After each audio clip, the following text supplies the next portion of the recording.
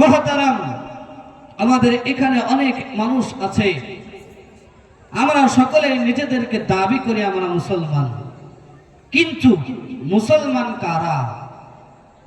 মুসলমান কারা?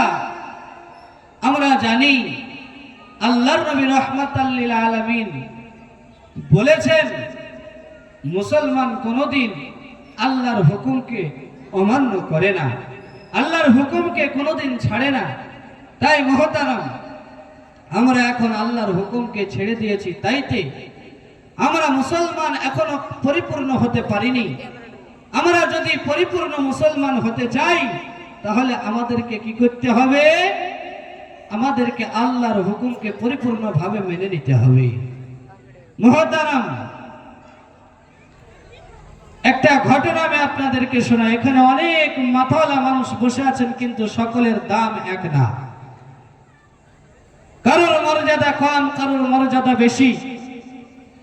আল্লাহর নবী রাহমাতাল লিল আলামিন আমাদেরকে বলেছেন, যে বান্দা জ্ঞানী, যে বান্দা শিক্ষিত আর অশিক্ষিত একটা বান্দা, ওই দুইজন বান্দার ভিতরে আসমান জমিন তফাত।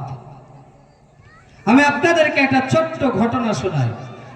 দিল্লির জামে মসজিদে শাহ ওলিউল্লাহ দেহলভী রহমতুল্লাহ আলাই ইমামতি করেন। শাহ ওলিউল্লাহ দেহলভী রহমতুল্লাহ আলাই ইমামতি করেন। জুমার দিন যখন খুতবা দেয়, ওই খুতবার দেওয়ার সময়তে তিনার একটা রুমাল ছিল, ওই রুমাল দিয়ে তিনার চেহারাটা ঢেকে নিতেন। মানুষকে দেখতে দিতেন না, মানুষের দিকে তাকাতেন না। একদিন একটা যুবক প্রশ্ন করল, ও ইমাম সাহেব, আপনি জুমার দিনে খুতবা দিলে চেহারাটা কেন ঢেকে নেন? আপনার চেহারা আমরা দেখতে পাই না, আপনিও আমাদেরকে হয়তো দেখতে পান না। আজকে এই প্রশ্নের জবাব আপনাকে দিতে হবে। যুবক যখন প্রশ্ন করল, এই প্রশ্নের জবাবে শাহ ওলিউল্লাহ দেহলভী রহমাতুল্লাহ আলাই বলেন, যুবক, সামনের জুমার দিন আসবা এই প্রশ্নের জবাব নিতে, এই প্রশ্নের জবাব তোমাকে দেওয়া হবে। ওই যুবক আর কোনো কথা বলল না, চলে গেল বাড়িতে। সামনের জুমার জন্য অপেক্ষা করতে লাগলো। যখন সামনের জুমার দিন আগে আসলো, জুমার দিনে সুন্দরভাবে গোসল করে ওই যুবকটা আগে আগে মসজিদে চলে আসলো। মসজিদে আসার পরে সামনের কাতারে বসে গেল। জুমার দিনে আজান হয়ে গেল, খুতবার সময় যখন হয়ে গেল, এই সময় ওই শাহ ওলিউল্লাহ দেহলভী রহমাতুল্লাহ আলাইহি খুতবা দিবেন, এমন সময় মনে পড়ে গেল, গত জুমাতে একজন আল্লাহর বান্দা আমার কাছে প্রশ্ন করেছিল, এই প্রশ্নের জবাব তাকে দিতে হবে। ও যুবক, তুমি কই? তুমি তাড়াতাড়ি উঠে এসো আমার কাছে। যুবককে ডাকা হলো। যুবক তাড়াতাড়ি উঠে শাহ ওলিউল্লাহ দেহলভী রহমাতুল্লাহ আলাইহির কাছে গেলেন। ইমাম সাহেব যে জায়গায় দাঁড়াইয়া খুতবা দেয়, ওই জায়গায় ওই যুবকটাকে দাঁড় করায় দেওয়া হলো। যুবক ওই জায়গায় দাঁড়াইয়া যখন জিজ্ঞেস করলেন, হুজুর, কেন আপনি জুমার দিনে চেহারা ঢেকে আপনি খুতবা দেন? এবার শাহ ওলিউল্লাহ দেহলভী রহমাতুল্লাহ আলাইহি বলে, এই যে জুমার দিনে হাজার হাজার মানুষ দেখতে পাওনি? বলে, হ্যাঁ পাই। এই মানুষগুলোকে তুমি সঠিক কি দেখতে পাও? বলে, হ্যাঁ পাই। তো জুমার দিনে হাজার হাজার মানুষ নামাজের জন্য এসেছে। শাহ ওলিউল্লাহ দেহলভী রহমাতুল্লাহ আলাইহি কি করলেন? তিনার ওই পবিত্র রুমালটা ওই যুবকের মাথায় দিয়া দিল। ওই যুবক পবিত্র রুমালটা মাথায় নেওয়ার পর চিৎকার মেরে বেহুশ হয়ে জমিনে পড়ে গেল। বেহুশ হয়ে গেল, আর হুঁশ নাই। কিছুক্ষণ পরে হুঁশে আসলো। হুঁশে আসার পর তাকে জিজ্ঞেস করা হলো, এ যুবক, তুমি বলো কেন তুমি ওই রুমাল মাথায় নেওয়ার পর বেহুশ হয়ে জমিনে পড়ে গেলে? ওই যুবক বলে, হুজুর, আপনি যখন রুমালটা আমার মাথায় দিলেন, এই রুমাল মাথায় নেওয়ার পরে আমি দেখলাম দিল্লির শহরের দিকে তাকাইয়া হাজার হাজার মানুষগুলো দেখতে পাইতেছিলাম। ওই মানুষগুলোর দিকে আমি যখন আবার তাকাইলাম, আমি দেখতে পেলাম কোনো মানুষ দেখা যায় না। কি দেখা যায়? এই মানুষগুলোর ভিতরে ফাঁকে ফাঁকে এক একটা মানুষ দেখা যায়, আর কুকুর আর বানরের স্রোতে দেখা যায়। সব আমি কুকুর আর বানর দেখতে পাই, ফাঁকে ফাঁকে এক একটা মানুষ। তাই বলি, দুনিয়ার জমিনে আল্লাহ রাব্বুল আলামিন আমাদেরকে পাঠিয়েছেন মা এক রূপে, মানুষ রূপে, কিন্তু সকলের ব্যবহার এক নয়। হযরত ওমর রাদিয়াল্লাহু তাআলা আনহু, তিনার ব্যবহার ছিল আর এক রকম, অমানুষ ছিল, অমানুষ থেকে তিনি মানুষ হলেন। হযরত ওমর রাদিয়াল্লাহু তাআলা আনহু এমন একজন সাহাবী হলেন, এমন একজন দামি মানুষ হয়ে গেল। হযরত ওমর রাদিয়াল্লাহু তাআলা আনহু যখন খলিফা হয়েছিলেন, যখন অর্ধ জাহানের খলিফা, এখন তো আমাদের কিছু দুনিয়ার বুকে খলিফা আছে, তারা হয়তো একটা দেশের দায়িত্ব পাওয়ার পরে নিজেদেরকে বড় বড় মানুষ মনে করে, ক্ষমতাশীল মনে করে।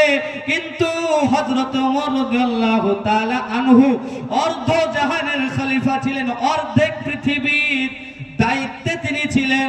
হযরত ওমর রাদিয়াল্লাহু তাআলা আনহু একদিন খাব্বাব রাদিয়াল্লাহু তাআলা আনহুকে ডেকে বললেন, আরে খাব্বাব, এই দুনিয়ার বুকে তুমি ইসলাম গ্রহণ করেছো, ঈমান এনেছো, কালিমা পড়েছো। এই কালিমা পড়ার পরে, ঈমান আনার পরে তোমার কি কোনো কষ্ট হয়েছে? তুমি কি বলো, একটু বলো। হযরতে ওমর রাদিয়াল্লাহু তাআলা আনহুকে বলে, ও খলিফাতুল মুসলিমিন, আমি খাব্বাব ঈমান এনেছি, আমার সামান্যতম কষ্ট হয়েছে, কিন্তু আপনি ঈমান এনেছেন, আপনার কোনো কষ্ট হয়েছে কিনা?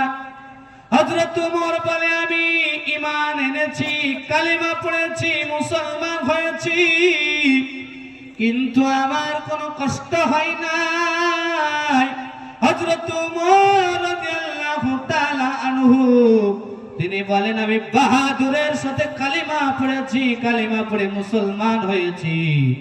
হযরত ওমর রাদিয়াল্লাহু তাআলা আনহু এবার বলে, ও খাব্বাব, এবার তোমারটা শোনাও, দুনিয়ার বুকে তুমি ঈমান আনার কারণে কোনো কষ্ট পেয়েছো কিনা? হযরতে খাব্বাব রাদিয়াল্লাহু তাআলা আনহু তিনি বলেন, আমার সামান্যতম কষ্ট হয়েছে। বলে, কেমন? হযরতে খাব্বাব রাদিয়াল্লাহু তাআলা আনহু তিনি বলেন, আমি যখন কালিমা পড়েছিলাম, মুসলমান হয়েছিলাম, এই মুসলমান হওয়ার কারণে আমাকে বেঈমানের দলেরা ধরে বলেছিল, রে খাব্বাব, কালিমাটা ছেড়ে দে, কালিমাটা ছেড়ে দে, মুসলমান হয়েছো, মুসলমান থেকে বেরিয়ে এসো, ইসলাম থেকে বেরিয়ে এসো। আমি তাদেরকে বলেছিলাম, না না, কালিমা ছাড়তে পারবো না, মুসলমান হয়েছি, মুসলমান থেকে, মুসলমানের ধর্ম থেকে বেরিয়ে আসতে পারবো না। হযরতে খাব্বাব তিনি বলেন, আমি এই কথা বলার কারণে বংশের বেঈমানের দলেরা আমাকে ধরে বলেছিল, রে খাব্বাব, যদি তুমি কালিমা না ছাড়ো তাহলে তোমাকে আমরা এত কষ্ট দেব, এত মার মারবো, দুনিয়ার বুক থেকে বিদায় করে দিব। হযরতে খাব্বাব রাদিয়াল্লাহু তাআলা আনহু সেদিন বলেছিলেন, না না, তবু কালিমা ছাড়তে পারবো না। হযরতে খাব্বাব রাদিয়াল্লাহু তাআলা আনহু তিনি বলেন, বংশের বেঈমানের দলেরা আমাকে সেদিন চেপে ধরে আমার জিহ্বাটা টেনে বাহির করে আমার জিহ্বার ভিতরে গাছের তাজা কাঁটাগুলো ঢুকিয়েছে আর বাহির করেছে। আমি এই কষ্ট সহ্য করেছি, কিন্তু তবুও কালিমা ছাড়ি নাই।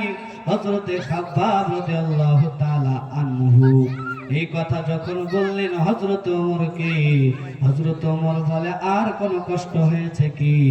হযরত খাব্বাব তিনি পিঠের জামাটা তুলে দিলেন, পিঠের দিকে তাকায় দেখলেন কোনো মাংস দেখা যায় না, হাড় দেখা যায়, আর হাড়ের উপরে কালো কালো দাগ দেখা যায়। হযরত ওমর রাদিয়াল্লাহু তাআলা আনহু হযরতে খাব্বাবকে বললেন, ও খাব্বাব, তোমার এই পিঠের ভিতরে কত বছর থেকে কুষ্ঠ রোগ হয়েছিল বলো? হযরতে খাব্বাব রাদিয়াল্লাহু তাআলা আনহু কান্না করে দিলেন আর বললেন, ও খলিফাতুল মুসলিমিন,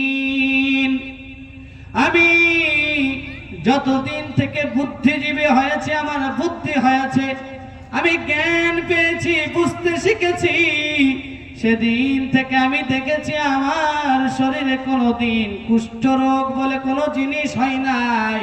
তাহলে তোমার পিঠের ভিতরে কেন কালো কালো দাগ দেখা যায়, মাংস দেখা যায় না? হযরতে খাব্বাব বলেন, ও খলিফাতুল মুসলিমিন, আমার বংশের বেঈমানের দলেরা ওই দিন আমার জিহ্বার ভিতরে কাঁটা ঢোকানো আর বাহির করাতে থামে নাই। তারপরে আমারে বলেছিল, রে খাব্বাব, কালিমাটা ছেড়ে দে, কালিমা ছেড়ে দে। এই কথা যখন বলেছিল, আমি বলেছিলাম, না না, কালিমা ছাড়বো না। তখন ওই সময় হযরতে খাব্বাব তিনি বলেন, আমাকে বংশের বেঈমানের দলেরা ওই সময়তে চিতার উপরে, আগুনের উপরে শুইয়ে দিয়েছিল। আমি ওই চিতার উপরে কষ্ট পেয়েছি, আগুনের তাপের কারণে আমার শরীরের মাংসগুলো ঝরে ঝরে পড়ে গিয়েছে, কিন্তু তবু আমি কালিমা ছাড়ি নাই। হযরতে খাব্বাব রাদিয়াল্লাহু তাআলা আনহুর কথা শুনে হযরত ওমর কান্না করে দিলেন। কান্না করে তিনি বলতে শুরু করলেন, ও খাব্বাব, তুমি যে ইসলাম গ্রহণ করার কারণে এত কষ্ট করেছো, এত দুঃখ পেয়েছো, তুমি তো আমার চাইতে মনে হয় আগায় আছো। আল্লাহর দরবারে তুমি মনে হয় আমার চাইতেও আগায় আছো। হযরতে খাব্বাব রাদিয়াল্লাহু তাআলা আনহুর কষ্টের কথা শুনে হযরত ওমর রাদিয়াল্লাহু তাআলা আনহু বললেন, তাই মুহতারাম, মাদ্রাসার সকল ছাত্ররা তোমরা অফিসের সামনে জমা হয়ে যাও। যে যেখানে আছো তোমরা অফিসের সামনে চলে এসো। কিছুক্ষণের মধ্যেই তোমাদের প্রাইজ বিতরণ করা হবে। আলহামদুলিল্লাহ, হযরতে খাব্বাব রাদিয়াল্লাহু তাআলা আনহু ইসলাম গ্রহণ করার কারণে এত কষ্ট পেয়েছিলেন, তিনার জিহ্বাটাকে ফুটো করে দেওয়া হয়েছিল, তিনার পিঠের চামড়াগুলো, গোশতগুলো ঝরে ঝরে পড়ে গিয়েছিল রক্ত আগুনের তাপের কারণে, তবুও তিনি ইসলাম ছাড়ে নাই। আজকে আমাদেরকে জীবন দিতে হয় না, আজকে আমাদেরকে রক্ত ঝরাতে হয় না, আজকে আমাদেরকে জিহ্বা ফুটো করতে হয় না। এই ইসলামকে পাওয়ার জন্য আমরা তবুও হতভাগা মুসলমান কোরআনকে এখনো বুঝতে পারি নাই, এখনো কোরআনকে বুঝে নিতে পারি নাই, এখনো আলেমদেরকে ভালোবাসতে পারি নাই, এখনো ছোট ছোট এতিম বাচ্চাদেরকে ভালোবাসতে পারি নাই। তাই মুহতারাম, আমি আপনাদেরকে বলবো, দুনিয়ার বুকে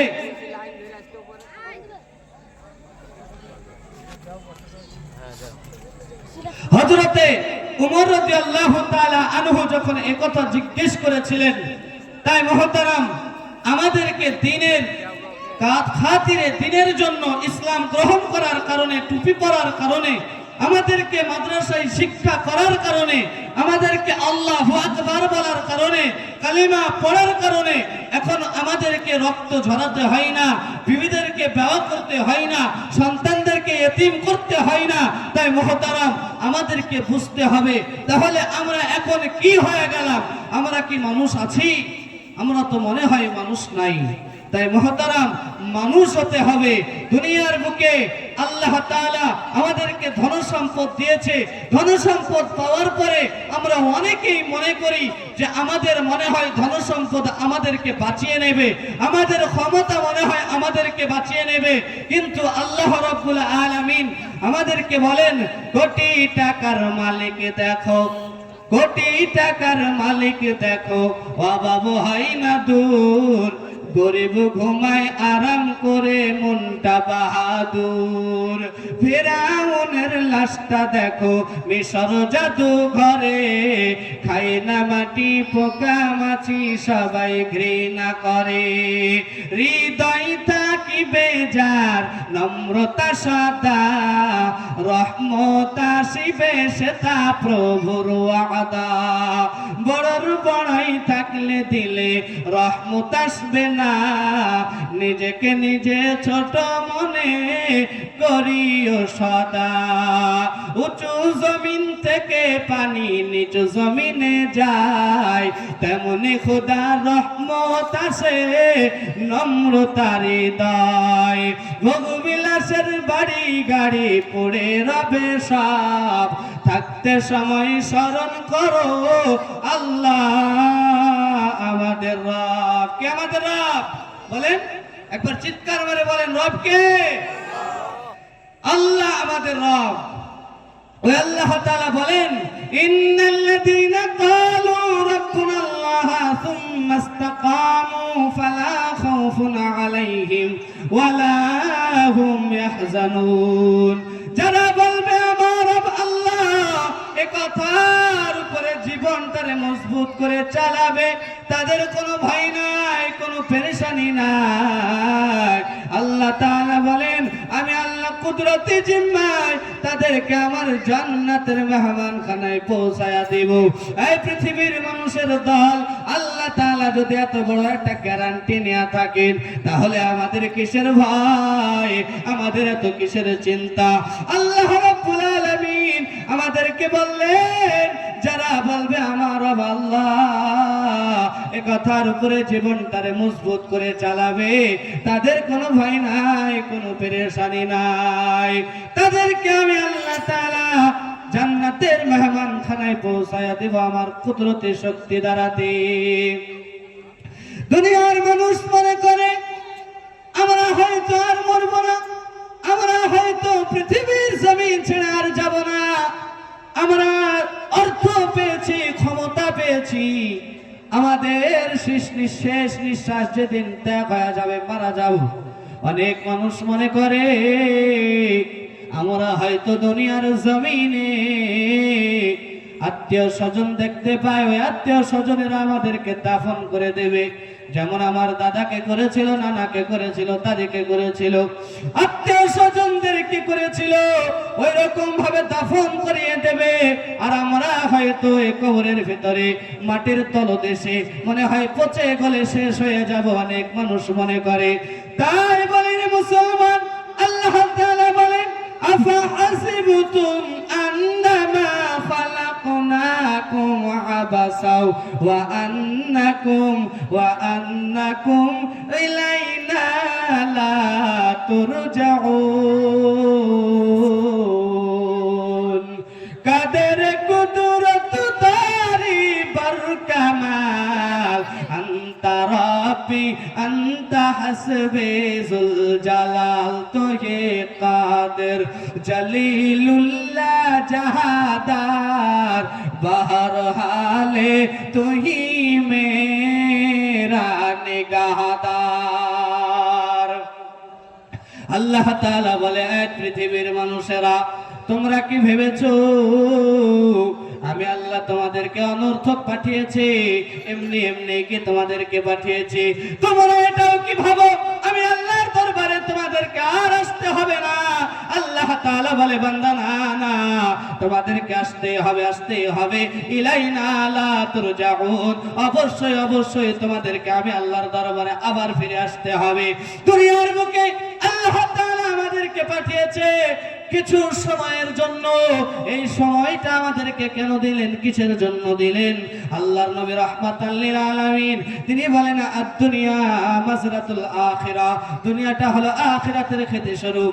এই আখিরাতের বাজার করতে এসে আমরা দুনিয়ার বুকে যদি মধ্যহারা হয়ে যায়, বাজারে যদি হারায়া যায়, বাজারে যদি বুঝতে না পারি, তাহলে আমাদের মতো হতভাগা মুসলমান আর কেউ হবে না।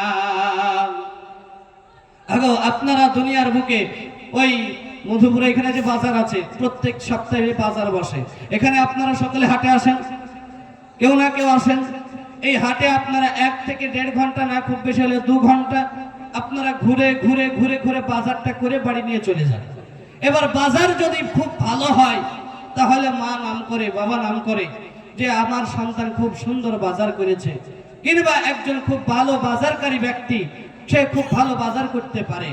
হয়তো সমস্ত সবজি একবারে যতগুলো সবজি প্রয়োজন হয় বাড়িতে, যেগুলো মানুষ খেতে পছন্দ করে, ঠিক ওই সবজিগুলো বাজারে থেকে নিয়ে গিয়ে বাড়িতে নিয়ে যায়। ওই বাজার নিয়ে যাওয়ার কারণে সবাই তার উপরে খুশি হয়, বাড়ির ফ্যামিলি।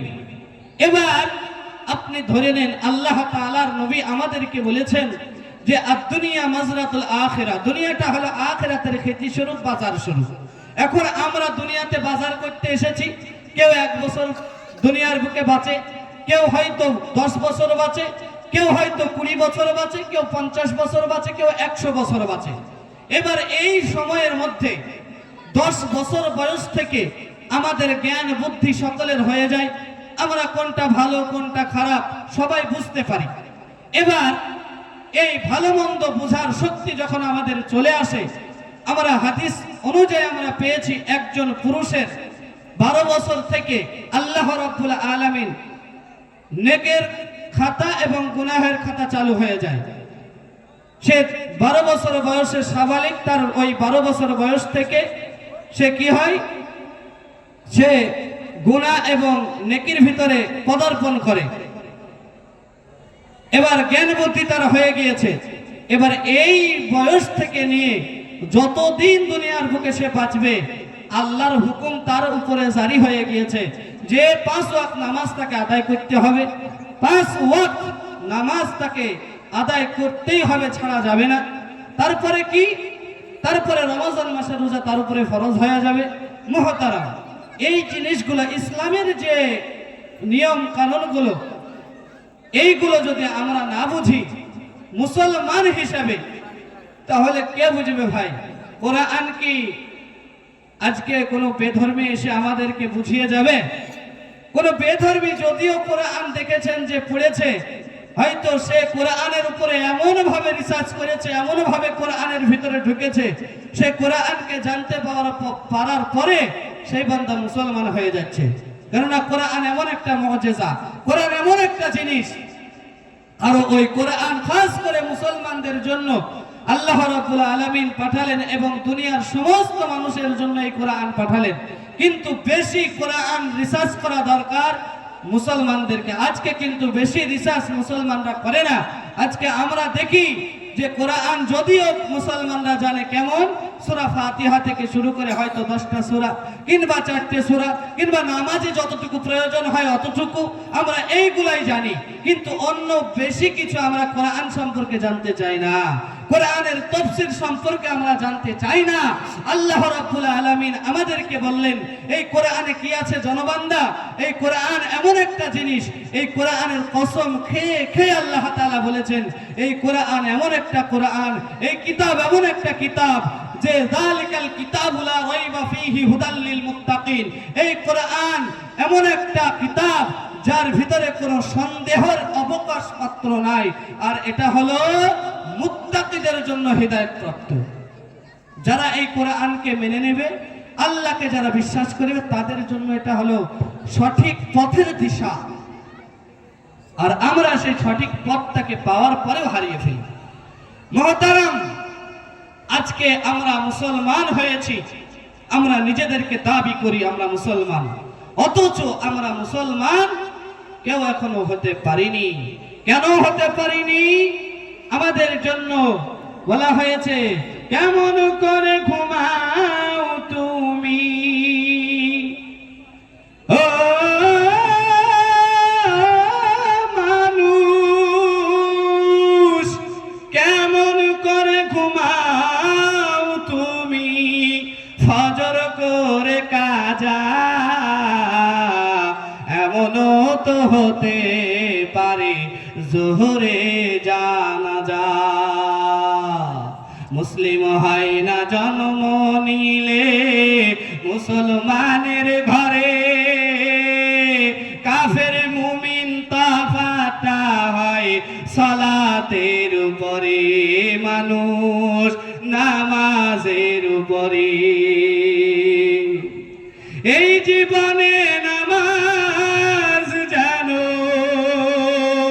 ও এই জীবনে নামাজ জানো, হয় না কভু কাজা, এমনও তো হতে পারে জোহরে জানাজা। বেনামাজের লাশ কবরে রাখিবে যখন, মাটির চাপে পাঁজরের হাড় ভাঙবে রে তখন। বেনামাজের লাশ কবরেতে রাখিবে যখন, মাটির চাপে পাঁজরের হাড় ভাঙবে রে তখন। বিষাক্ত সাপের ছোবল, ও বিষাক্ত সাপের ছোবল, বেনামাজির সাজা, এমনও তো হতে পারে জোহরে জানাজা। তাহলে কি বুঝলেন? দুনিয়ার বুকে মুসলমান হতে গেলে নামাজ প্রয়োজন, অবশ্যই নামাজ পড়তে হবে। আল্লাহ তাআলা আমাদেরকে জানা দিলেন, মুসলমান তোমার পরিচয় হলো নামাজ, নামাজের মাধ্যম দিয়ে মুসলমানের পরিচয়। মুসলমান তুমি ভালো করে জেনে নাও, দুনিয়ার বুকে আল্লাহর নবী রাহমাতাল লিল আলামিন আমাদেরকে বললেন, নামাজ হলো আমার চোখের শীতলতা। যে উম্মত নামাজ আদায় করবে, ওই নামাজের মাধ্যমে আমি নবীর চোখ শীতল হয়ে যায়। সুবহানাল্লাহ। আজ থেকে নামাজ পড়বো ইনশাআল্লাহ। সকলেই তো মুসলমান নাকি? ঠিক না? বলে নারে তাকবীর।